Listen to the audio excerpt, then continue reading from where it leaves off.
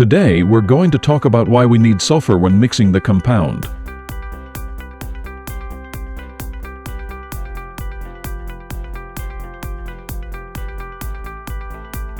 Sulfur creates cross-link bonds between rubber molecules, enhancing the material's characteristics in several ways: increase strength, improve elasticity, enhance thermal stability, improve chemical resistance, aging resistance.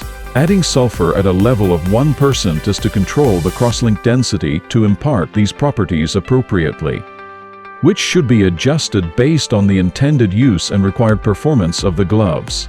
Using too much or too little sulfur can negatively impact the material's performance, so it's important to use the correct amount. Vulcan is a process of converting synthetic latex and natural latex into cross-linked polymers. Sulfur is a vulcanizer of natural latex, but it is also widely used in other coating agents.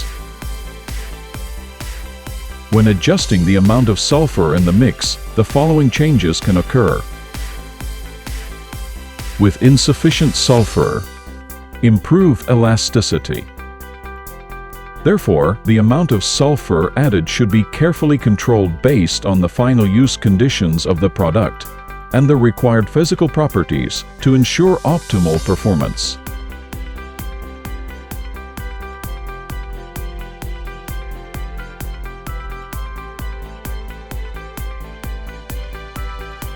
In regions with distinct seasons, it might be necessary to adjust the rubber compound differently for summer and winter use. This is due to the impact of temperature changes on the physical properties of rubber. Summer compound. Winter compound. Adjusting the amount of sulfur based on the season can be important for optimizing the performance of rubber products. The compound should be adjusted considering the environmental conditions and usage requirements the product will face. It's always advisable to determine the optimal compound through testing in the actual service environment.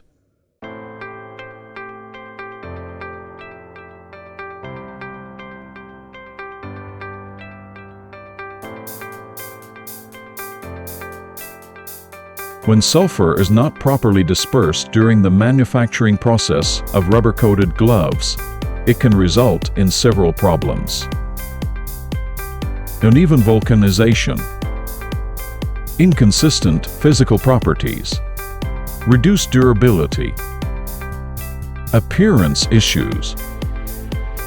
To prevent these issues, careful attention must be given during the mixing stage of the manufacturing process to ensure that sulfur is evenly dispersed within the rubber.